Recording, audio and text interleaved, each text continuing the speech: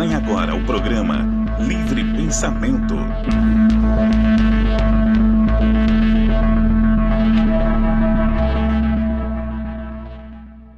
Seja muito bem-vindo, seja muito bem-vinda ao programa Livre Pensamento, começando pela Rede Boa Nova de Rádio e pela TV Mundo Maior.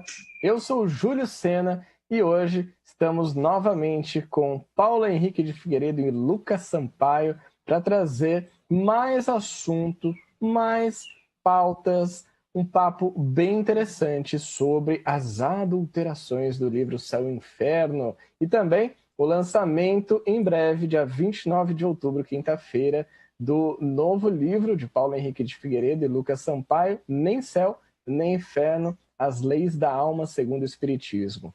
Então, seja muito bem-vindo, Paulo. Olá, Júlio. Meu boa tarde a você.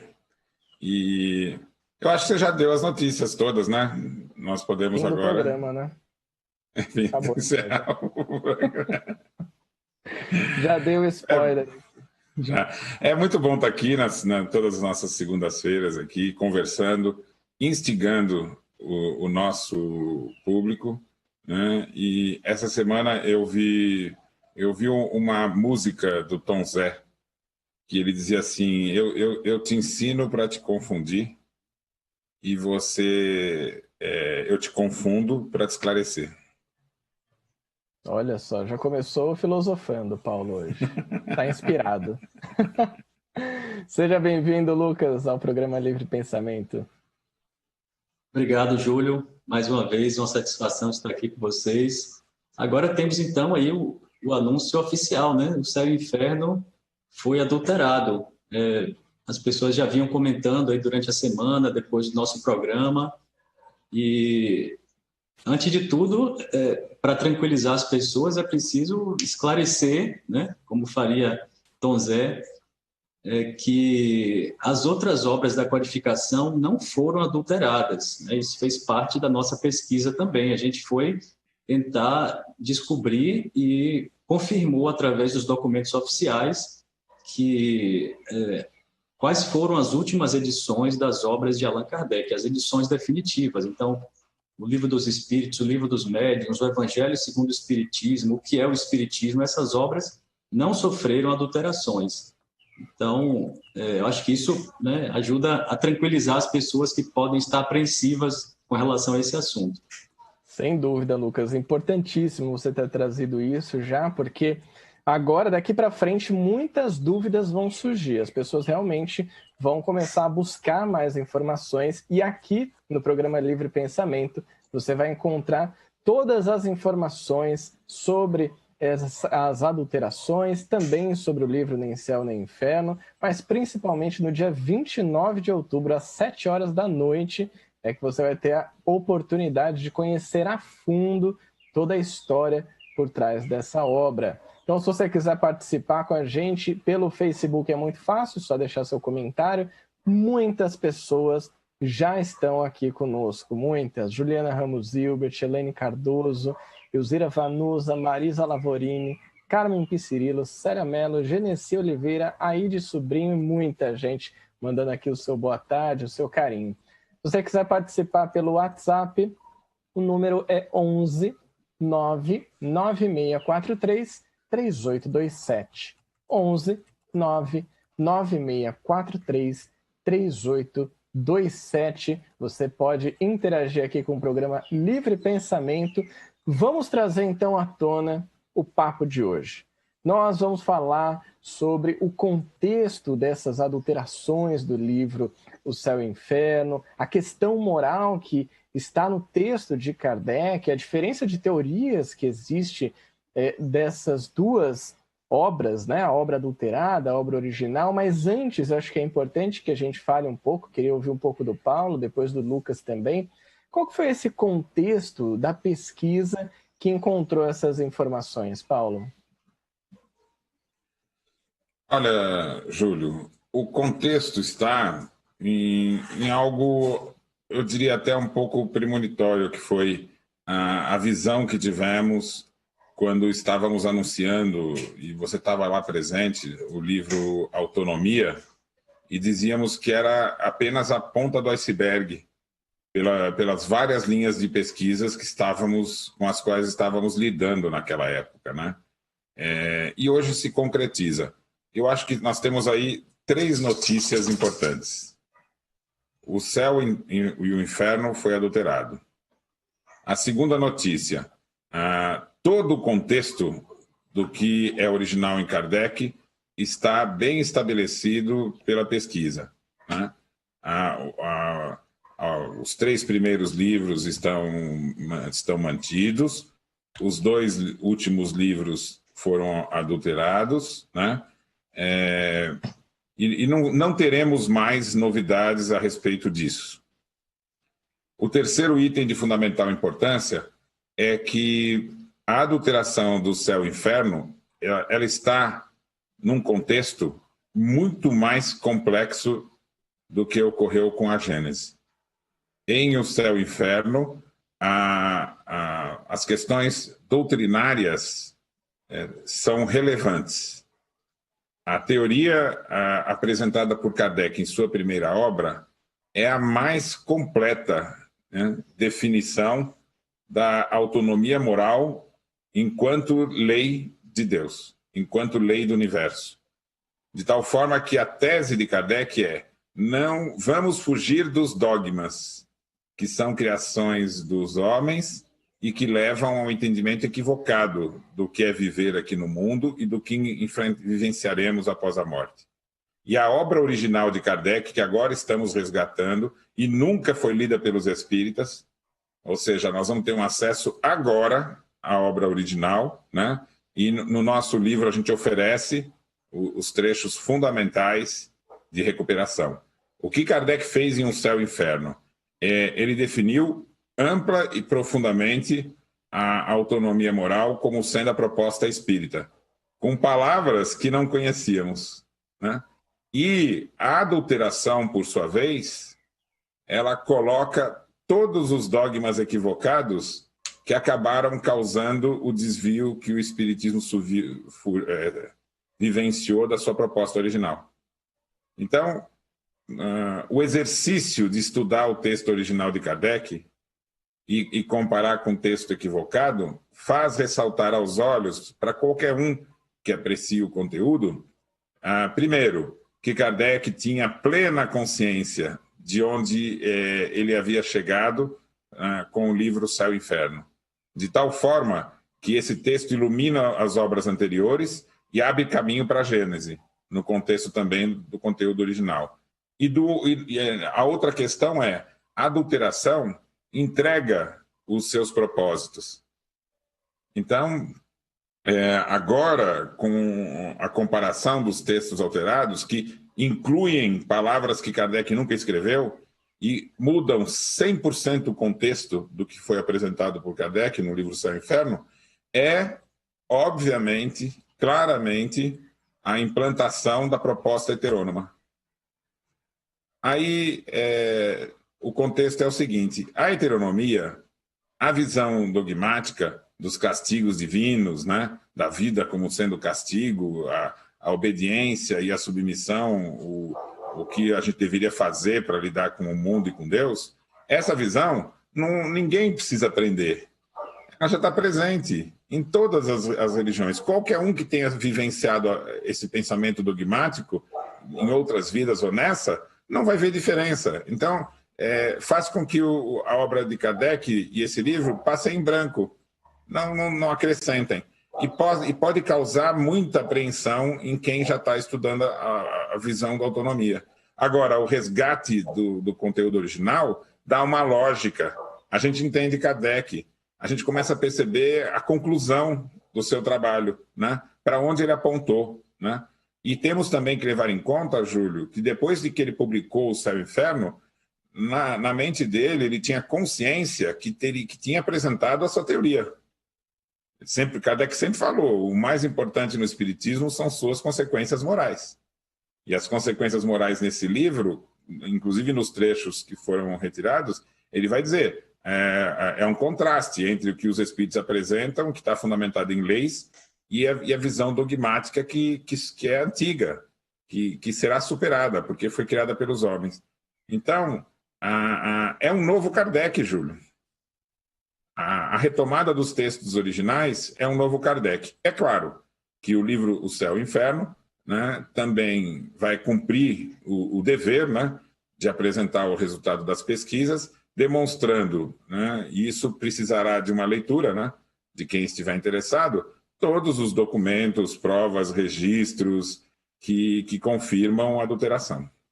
É até isso que eu acho que é interessante a gente trazer também no programa de hoje. Queria ouvir um pouco do Lucas, desse contexto da pesquisa, o que vem antes da gente achar todas essas informações, né? Como que foi isso, Lucas? Você foi lá para a França, teve... Oi.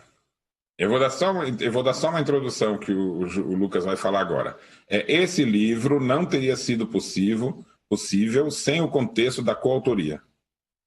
E o trabalho meu e do Lucas não teria sido possível se não fosse inserido num trabalho de equipe, com muito mais gente envolvida, né? Então, o Lucas, ele balizou uma estrutura de pesquisa que envolvia organizar, estruturar documentos, colocar isso em ordem cronológica, né? Que não são coisas que eu me apego na hora de pesquisar e apresentar.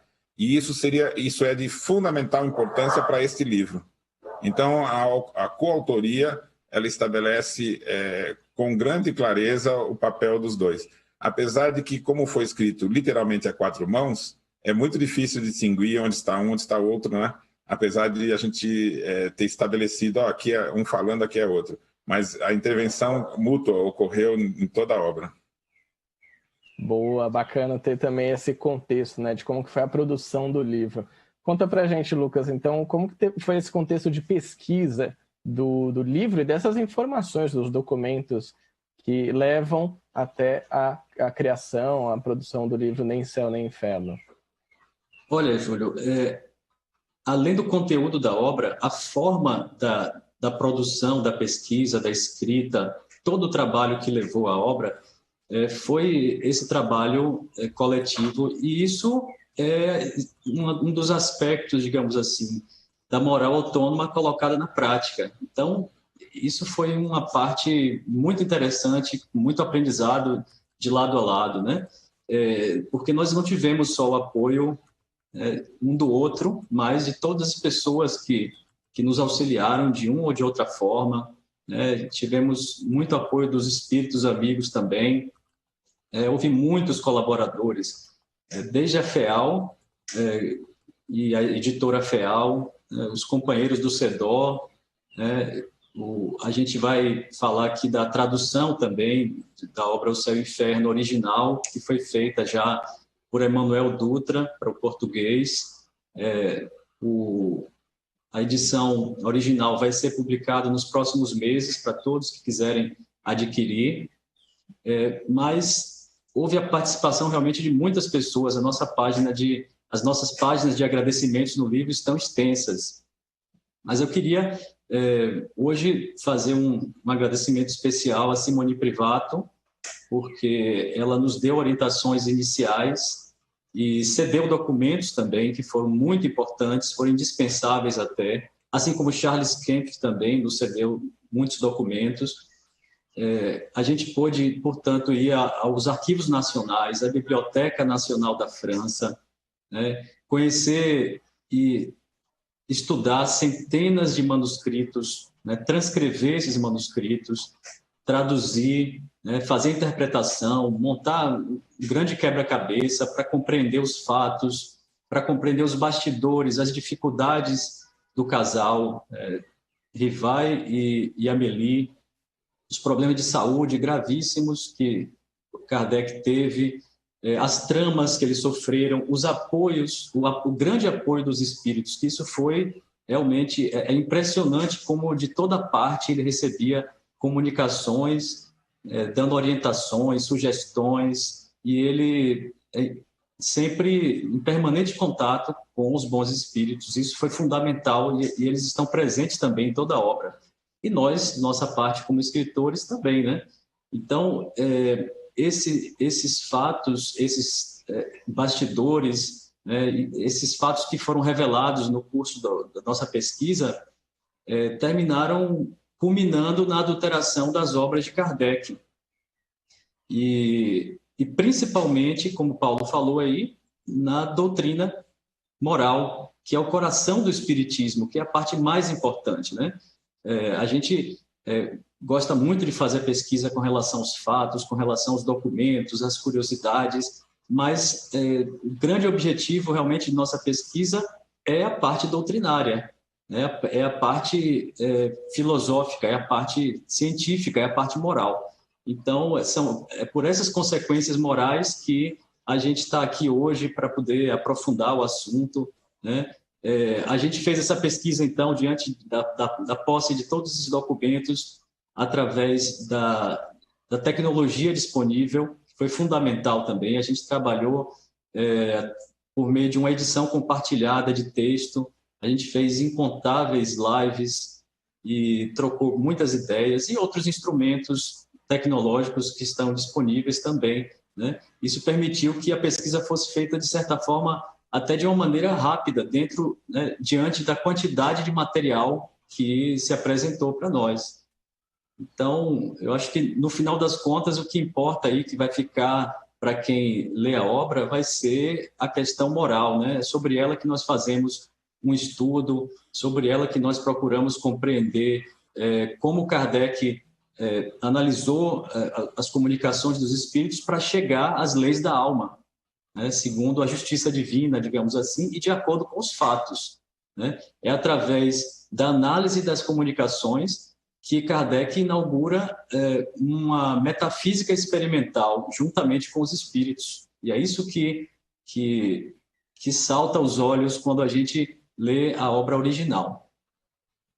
É interessante, até antes da gente trazer a parte da questão moral do texto de Kardec, que talvez seja o ponto principal aqui, até do nosso papo hoje, mas principalmente do livro, já sabendo então de todo o contexto, né, que o Lucas e o Paulo trouxeram, tanto da pesquisa quanto da adulteração, a gente recebeu várias perguntas. O pessoal no Facebook já está aqui alucinado, mandando comentários, mandando perguntas também chegando pelo nosso WhatsApp.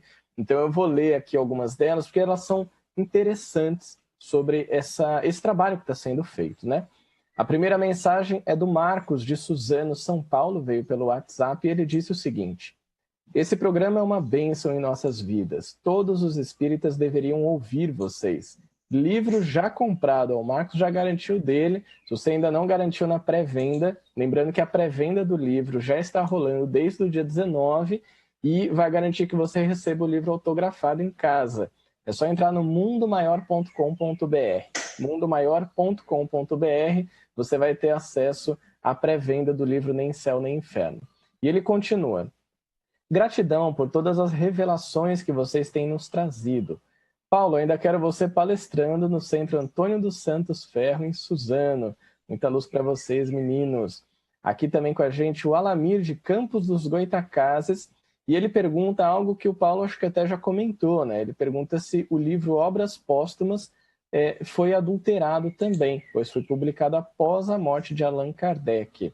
Pelo que você comentou, e o Lucas também, este não foi adulterado, né, Paulo? O livro Obras Póstumas, ele não faz parte dos livros publicados por Kardec. É um livro publicado por Le Marry, que ele não apresenta, é baseado em documentos não publicados por Kardec, né? Alguma das coisas que ele publicou lá, nós já encontramos no manuscrito, né? E também algumas informações a respeito da Gênese estão adulteradas pelo Le Marry em Obras Póstumas. De tal modo que eu acredito que Obras Póstumas realmente vão se tornar os documentos desse gigantesco acervo de 2.500, né, documentos originais, que tem o original, com a letra de Kardec, as cartas, textos, documentos. Então, nós estamos participando, na nossa geração, do surgimento das verdadeiras obras póstumas. Então, a gente considera aqui os livros de Kardec são os 5 principais que ele escreveu, né, sendo que os 2 últimos foram adulterados e os 3 primeiros estão preservados.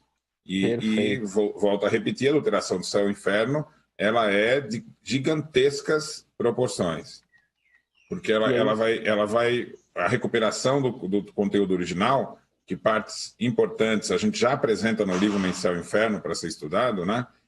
A gente tem que mudar a maneira de olhar o trabalho de Kardec, porque quando ele chega no Céu e Inferno e conclui pela autonomia moral, né?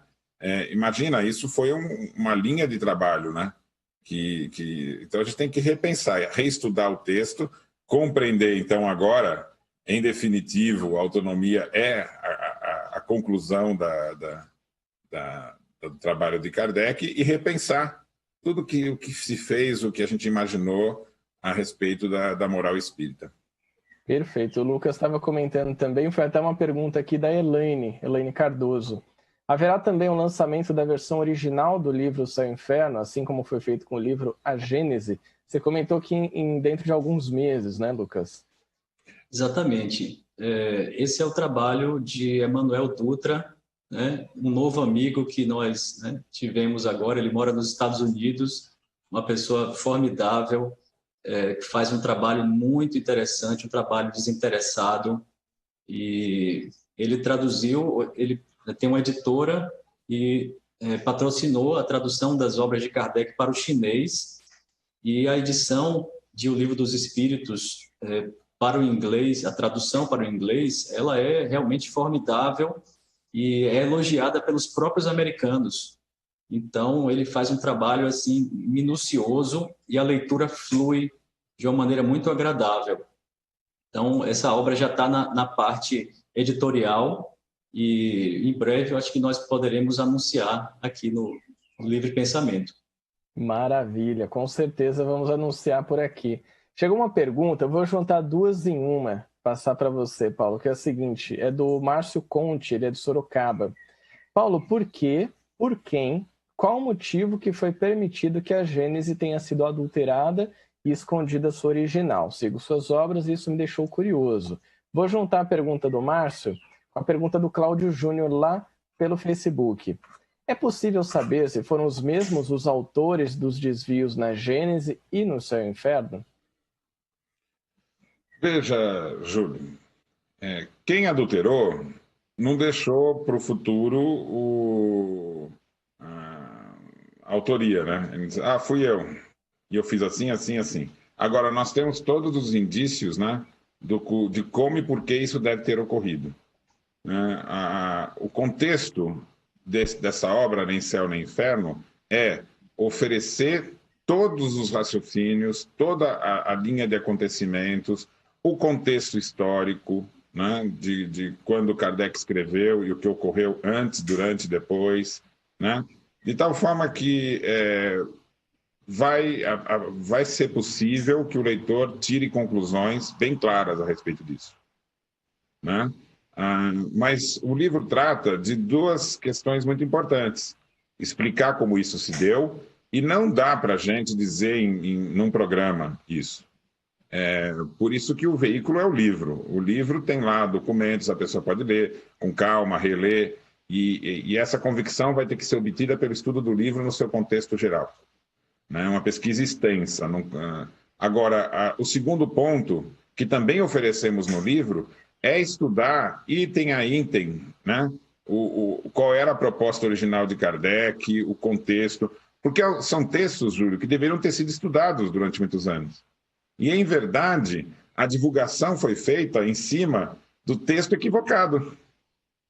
Se você pegar trechos que foram adulterados com essa intenção de implantar a heteronomia, a ideia de castigo.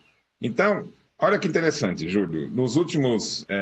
você participa aí comigo da divulgação da ideia da autonomia, da teoria da autonomia. E enquanto a gente estava estudando, pesquisando e preparando o livro Nem Céu nem Inferno, eu recebi muitos e-mails, muita gente falando e perguntando: mas Paulo, eu leio No Céu e Inferno e encontro ideias completamente opostas. A gente vê lá a ideia de castigo, né? E eu não podia antecipar e dizer, olha, esses trechos são adulterados, apesar que eu já sabia, né? Então eu tive que aguardar este momento que a gente pode dizer com todas as letras, né? Tudo que há de heteronomia no livro Céu e Inferno é adulteração. E Kardec, Júlio, como sempre, é brilhante ao apresentar a autonomia, né? Que a gente foi depreendendo de outras obras dele, né? Mas agora a gente tem um contexto perfeito, né? Então, olha só, as 3 primeiras obras de Kardec e todo o conjunto da Revista Espírita, as obras complementares com a viagem, estão preservadas, e agora a gente precisa reestudar o Céu e Inferno. Tem uma lógica na adulteração do Céu e Inferno e a Gênese. A Gênese corta trechos e mutila da questão da psicologia que tem tudo a ver com o que ocorreu no Céu e Inferno, né? A própria ideia do livre-arbítrio, por exemplo, né? Mas o que vai chamar a atenção, e na quinta-feira, né, que nós vamos ter um programa mais extenso, né, que é o lançamento, nós vamos apresentar os trechos, alguns trechos principais que Kardec expõe à autonomia. E, Júlio, é tanta coisa que nem na quinta, com um programa longo, nós conseguiríamos apresentar tudo. Eu imagino. Então, até mesmo estudar os trechos tem que ser feito em livro, porque é muita coisa. E Kardec foi objetivo, conciso, claro e completo ao apresentar, de tal forma que a única maneira dele ter feito isso, Júlio, é porque ele já vinha há muitos e muitos anos estudando como pegar a visão do ser humano em 2 mundos e transformar em leis. E o processo, Júlio, do que ele escreve foi retirado, é dizer o seguinte: a moral tem que ser estudada e pesquisada como fazemos com as outras leis da natureza, né? E a ciência é própria para isso, porque a gente pode ter as leis esboçadas e estudar a aplicação dessas leis nos casos reais. Então, ele fala a ligação entre as leis, né, e os fenômenos. Ou seja, a moral, segundo Kardec, na proposta dele, que nunca foi lida, Júlio, é assim: vamos agora estudar a moral no contexto da ciência, como já tinha ocorrido com a psicologia na sociedade dele. É de entusiasmar, Júlio. Eu acho que o Céu e o Inferno agora, né, com o contexto original, é para ser celebrado. É para ser levado a todas as casas. Ele tem que ser um objeto de estudo agora de todos nós, né? Porque foi onde Kardec concluiu o coração do Espiritismo. Eu não exagerei quando eu disse para o Lucas o seguinte, vou repetir agora, Júlio. Na minha avaliação, depois de todo esse estudo e da obra pronta, eu traçaria um paralelo. O Sermão do Monte está para Jesus como o capítulo conclusivo da moral do Céu e Inferno está para Kardec. Kardec conseguiu colocar todas as ideias do entendimento da moral humana e do nosso desabrochar como espírito, né? A nossa meta é nos tornarmos espíritos e conquistarmos a felicidade. É disso que ele fala. Você supera o sofrimento pelo seu esforço e você também conquista da mesma maneira a felicidade. Essa é a liberdade que Deus nos deu. Boa, a gente vai falar um pouquinho mais sobre isso daqui a pouquinho e principalmente na quinta-feira. Então eu já quero fazer aqui um convite para você. Quinta-feira, às 19 horas, estaremos ao vivo. Você vai acompanhar aqui pelo Facebook da TV Mundo Maior, da Rádio Boa Nova, pela rádio também, a transmissão AM, pela TV Parabólica, pelos aplicativos, o lançamento do livro Nem Céu, Nem Inferno. Vai ser uma live de 2 horas, um papo muito bacana com o Paulo Henrique de Figueiredo, com o Lucas Sampaio e também com o Dr. Júlio Nogueira. Estaremos todos no estúdio da TV Mundo Maior e da Rádio Boa Nova, trazendo muito mais informações e, como o Paulo falou, comparando trechos, comentando também. A gente recebeu aqui uma pergunta, Lucas, eu vou fazer ela e depois a gente já volta para essa questão moral, que acho que todo mundo já está bastante ansioso para ouvir também. O Alamir, de Campos dos Goitacazes, e a Valéria Pessoa fizeram a mesma pergunta. Qual foi a edição de Céu e Inferno que foi adulterada? Até que edição é fidedigna? Olha, Kardec, quando ele pede a impressão da primeira edição do Céu e Inferno, aquele pedido de impressão está necessariamente vinculado ao conteúdo dessa primeira edição, né, que todas as 3 primeiras edições necessariamente teriam que sair com o mesmo conteúdo, porque isso era uma praxe da época. Foram pedidos 3.000 exemplares e esses 3.000 exemplares permitiriam que fossem impressas 3 edições. Então, sem dúvida, as 3 primeiras edições tiveram o mesmo conteúdo. A 4ª edição teve um depósito legal, portanto, ela teve um novo conteúdo e ela sim foi anunciada na Revista Espírita pelos sucessores de Kardec. Então, a 4ª edição foi a edição adulterada, que é a que todos nós conhecemos hoje, né?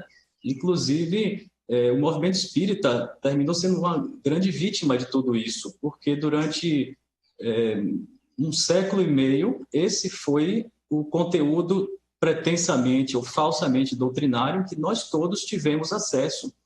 Quantas pessoas de boa fé não entenderam a doutrina baseadas no texto adulterado, né? Então, quantos livros não foram escritos baseados num texto que supostamente era de Kardec e baseado nas suas observações, no contato com os espíritos? Lá no centro também, eu tive a mesma experiência aí de Paulo, né? A gente falava lá de autonomia nas palestras, o Revolução Espírita, da obra também, Autonomia, e as pessoas depois vinham me perguntar: olha, eu estava lendo aqui no Céu e Inferno e o que eu constatei é que, através dessas passagens aqui, eu estou vendo aqui a heteronomia, eu estou vendo a ideia da queda, da culpa, do castigo divino, né? E, aos poucos, a gente tentava conciliar para evitar tocar no assunto antes que as nossas conclusões estivessem já bem definidas. E hoje, finalmente, a gente já pode apresentar os resultados desses estudos. Então, foi feito um estudo, a gente procurou compreender o que Kardec estava propondo, com base nessa metafísica experimental, o diálogo com os espíritos, os fatos que se apresentavam. Foi feito, inclusive, um glossário, né, Paulo, para que a gente possa ter de forma objetiva o entendimento da doutrina a respeito de expressões que, historicamente, tiveram o seu conteúdo, o seu significado atrelados ao dogma, como, por exemplo, sofrimento, expiação, punição, né?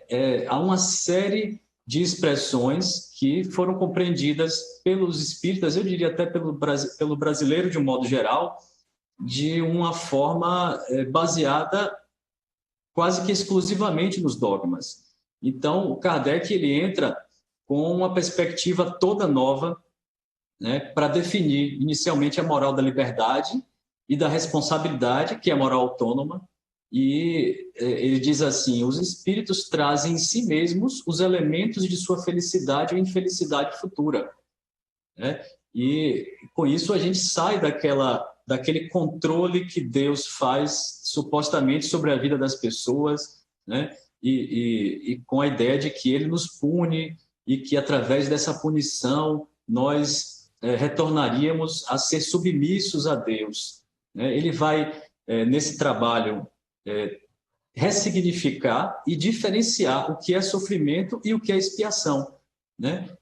Para o entendimento do fanatismo religioso, todos nós estamos na Terra sofrendo uma punição, né? Nós sofremos uma queda em razão da nossa culpa, em razão do pecado original e outros raciocínios, né? Mas para Kardec o sofrimento moral é a consequência natural da imperfeição. E esse sofrimento depende da conscientização e da vontade do espírito. A expiação, por sua vez, é uma escolha livre e consciente para superar a imperfeição. Então, o espírito escolhe provas que permitam que ele descondicione algumas dos seus comportamentos, algumas de suas ideias, dos seus hábitos, né? Então, a conclusão que a gente chega muito claramente é que as dificuldades da vida, na verdade, são desafios para o aprendizado, né? E a felicidade é a consequência natural das conquistas da alma, que são, a partir da razão, nós conquistamos a inteligência, a partir da vontade, nós adquirimos gradualmente a virtude e, pela imaginação, nós chegamos à criatividade. Então, toda conquista termina sendo uma superação por mérito próprio do espírito. O que é que os adulteradores fazem? E é muito interessante isso que Paulo falou. com relação à Gênese e ao céu e inferno. As nossas pesquisas chegam à conclusão de que, embora a gente não tenha a identificação exata de um adulterador ou mais de um, mas a gente percebe uma ligação íntima ali, porque existe uma intervenção clara no sentido de substituir a autonomia pela heteronomia, né? E o adulterador, ele procura dar a impressão de que todos nós estamos na Terra para sofrer, né? E que todos estaríamos, de uma forma geral, submetidos a expiações que seriam apenas imposições divinas, né? Então, esse era o grande prejuízo que foi imposto a nós espíritas através desse grande desvio, e que, a partir de agora, com esse trabalho histórico, né, que é de tantas pessoas e tantos espíritos, né, nós espíritas, o movimento espírita vai ter a oportunidade de resgatar. Então, é uma grande alegria poder participar desse processo, dando nossa contribuição. O pessoal está aqui nos comentários e, olha, muita gente está acompanhando esse programa, está bem interessado em conhecer, acho que isso é muito gratificante, né, para todos nós da FEAL, porque esse é um trabalho gigantesco, como o próprio Lucas e o Paulo trouxeram, muitas pessoas estão envolvidas. Se você quiser adquirir o livro na pré-venda, é só entrar no mundomaior.com.br, o livro já está disponível lá. Assim que o livro for lançado, na quinta-feira, os envios já vão começar a acontecer. Eu já garanti o meu na semana passada. Deu o dia, mandaram o link, eu falei, opa, já comprei o meu aqui. E Paulo, sem dar muito spoiler, né? Porque quinta-feira que a gente vai realmente se aprofundar nisso. Mas olha o que o Rodrigo Santos mandou pra gente no Facebook. Ele falou o seguinte: boa tarde, pessoal. Tem um capítulo que eu sempre achei estranho, especialmente quando, entre aspas, os fariseus espíritas usavam o capítulo 8 da primeira parte, das penas futuras, palestravam dando um sentido de julgamento e obrigação, imprimindo medo. Imagino que esse capítulo deve ter sofrido. Dá uma palhinha aí. E aí, Paulo, a gente dá essa palhinha ou deixa para quinta-feira? Não, eu acho que a gente pode dar uma palhinha fácil, né? Que nós vamos explicar na quinta-feira. E vai ter que se estudar com muito detalhe, né? Esse capítulo simplesmente foi completamente mutilado. Você não entende nada esse capítulo. Você não aprende nada lendo ele nas condições que ele está. E vai ser uma surpresa para todo espírita ler esse capítulo escrito como foi por Kardec. É de tão grande importância, Júlio, esse capítulo, que todos aqueles que estão interessados em conhecer o Céu e o Inferno original, que a FEAL vai publicar, como foi com a Gênese, eu já posso adiantar, Júlio, esse capítulo ele está na íntegra no livro, né? Então, e também ele é estudado item por item. Vai ser uma alegria para o espírita, vai ser uma grande satisfação ver Kardec completamente lógico da primeira à última frase, desmontando o dogma e apresentando uma teoria completamente fácil de compreender. Agora, é claro que vai ter que estudar, né? Eu estou vendo aqui o Marcos Vinícius, né? Então, não existe expiação da maneira como aprendemos, como uma consequência de um equívoco nosso. O coração da adulteração, Júlio, é misturar sofrimento com expiação. Enquanto que Kardec, no texto original, diferencia com clareza os dois. Um trecho do texto de Kardec, ele vai falar de todos nós. E um outro trecho de como o espírito que é imperfeito ou criou imperfeições, ele vai superar pelo seu esforço a imperfeição, conquistando a felicidade como todos nós. Então, tem uma lógica o texto, tem uma organização feita por Kardec. E nós ficamos lendo por anos e anos, 150 anos, um texto truncado, equivocado, confuso, sem pé nem cabeça. Agora, tem uma intenção, que era justamente confundir, mas confundir sem esclarecer, né? O primeiro momento... Então, veja assim, o Marcos Vinícius. Marcos, faça o trabalho com calma de ler o texto de Kardec, entender. Ele vai diferenciar sofrimento físico, que é uma condição natural, e que serve de instrumento para o nosso aprendizado. A gente se desenvolve por meio das dificuldades, as atribulações do mundo físico, né? O sofrimento físico, Júlio, se baseia em dor, tristeza, coisas ligadas ao mundo. Tanto que dor e tristeza é uma resposta fisiológica. Enquanto que expiação é uma decisão consciente, lógica, de um espírito que descobriu em si a causa do seu sofrimento moral. Então, nós temos sofrimento físico, sofrimento moral e expiação. São 3 coisas diferentes, que foram todas misturadas na adulteração, para dar a falsa impressão de que tudo que a gente vive, seja no mundo físico, seja no mundo espiritual, seriam castigos de Deus, né? Segundo a leitura, se você fizer do céu e inferno hoje adulterado, tudo que a gente vive no mundo e no mundo espiritual, no mundo físico e no mundo espiritual, são castigos. A gente só nasce aqui para ser castigado por Deus. Então a vida é uma coisa... Qual a esperança, Júlio? A gente veio aqui para ficar sofrendo. Qual a esperança? E que Deus é esse, né? Que eu sou filho dele e a resposta é assim: sofra aí, até que você me obedeça. E Kardec, ele fica entusiasmado de dizer: olha, a lei que rege o universo, e é lei natural, que a gente pode estudar, não é nada imposto, não é nada inventado, não é nada que você tem que aceitar. Kardec diz: eu entrevistei milhares de espíritos e confirmei essas leis que estão aqui apresentadas, o esboço dessas leis. Então, a gente vai entender que o espiritismo é um grito de liberdade. A intenção de Kardec com aquele texto é trazer para as pessoas o verdadeiro sentido da palavra que consola.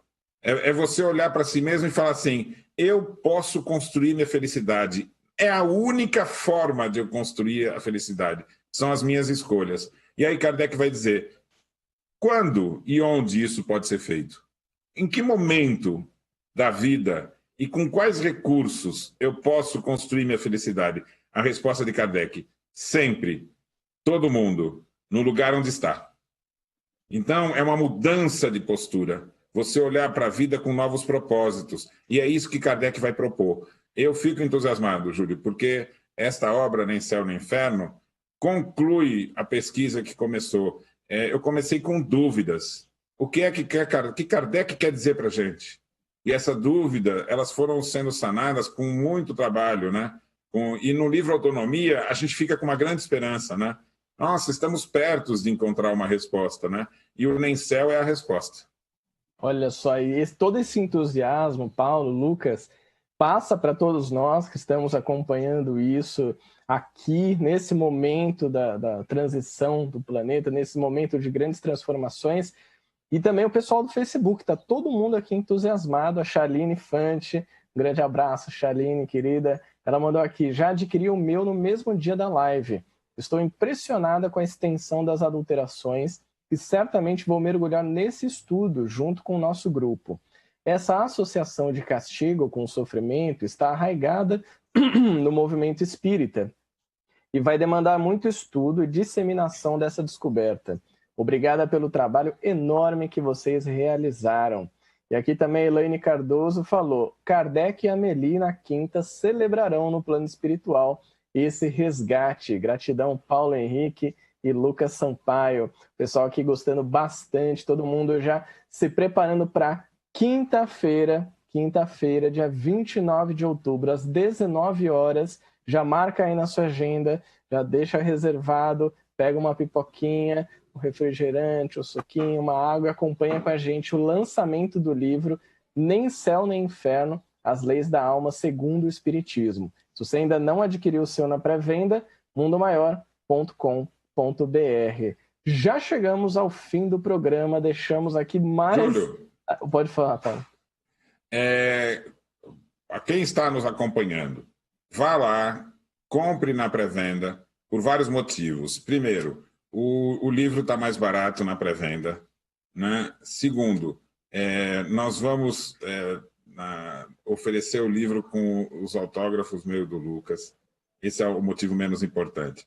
Terceiro, eu e o Lucas doamos os direitos do livro para a FEAL, Casa André Luiz, Então, quem está comprando também está investindo na divulgação e nas obras da FEAL, né? E eu ficaria muito grato de que quem leia esse livro tenha a mesma emoção, a mesma felicidade que eu e o Lucas tivemos quando entramos em contato com esse texto original de Kardec. Foi uma mistura de alívio, esperança, alegria e de dizer assim, cabe à nossa geração divulgar o Kardec que foi calado, né? Porque era isso que ele queria dizer com a sua obra, né? A esperança é para todos, somos senhores de nós mesmos, vamos elaborar nossa felicidade. E sem dúvida faremos isso. Muito obrigado, Lucas, pela sua participação no programa de hoje. Eu também compartilho desse grande sentimento de entusiasmo, de esperança, porque onde a gente tem ido, a gente tem conversado com as pessoas, né, que têm visto nisso tudo esses ventos novos da liberdade, né, uma forma de superar o desânimo, os problemas. E nos países de primeiro mundo as pessoas não aceitam mais os dogmas. Eu acho que aqui no Brasil isso também vem se refletindo de maneira muito forte. Então, isso nos dá muita esperança e força para seguir adiante nessa divulgação. Obrigado, Júlio. Obrigado, Paulo. Maravilha. Valeu, Paulo. Valeu, Lucas. Quinta-feira estaremos juntos e semana que vem teremos mais Livre Pensamento para você, pela Rede Boa Nova de Rádio, pela TV Mundo Maior. Agradecendo aqui nossa equipe técnica Fernanda Lima, Rogério Palma, na produção Bruna Paz e Regina Prata e na telefonia Solange Ribeiro. Um grande abraço e até semana que vem. Qual horário na quinta-feira, Júlio? 19 horas, Paulo. Vai, até lá. Até lá. Até lá.